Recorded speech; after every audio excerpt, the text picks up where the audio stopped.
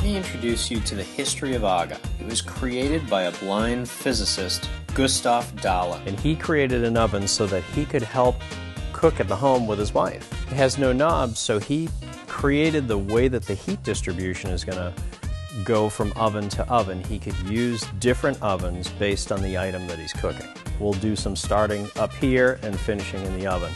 Before I get babbling too long, I brought a roast, a turkey that I want to throw in the oven and have that go as we're doing a little demonstration here.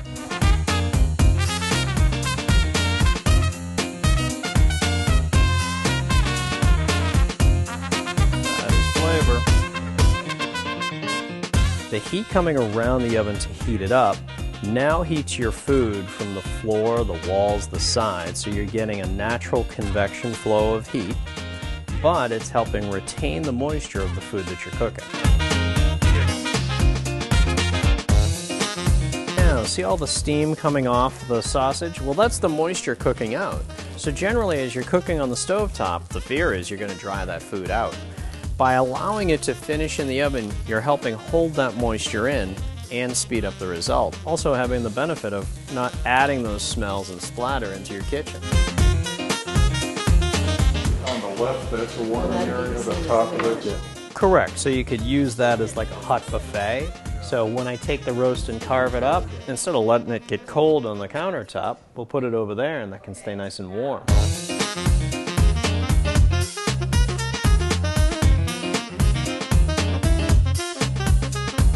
Cook right on here.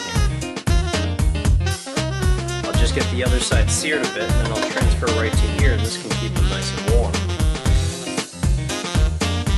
You know, they refer to it as a forgiving oven when you talk about, you know, using it for baking. So there's no direct science of, okay, well, I know this cake is 350, you know, for 32 minutes.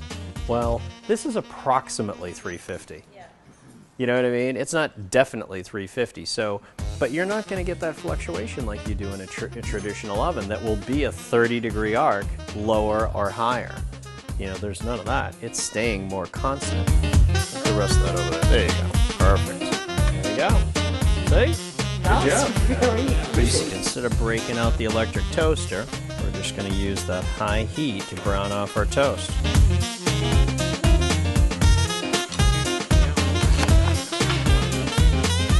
What I heard most is that slow cooking is always better.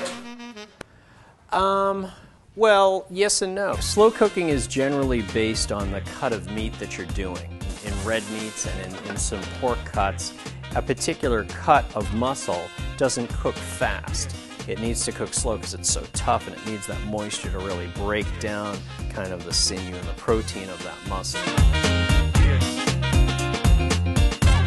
I want to show you, because we were talking about pizza, first of all, if it can fit it. Second of all, they're going to come out tasting like something bizarre. So let's test it out.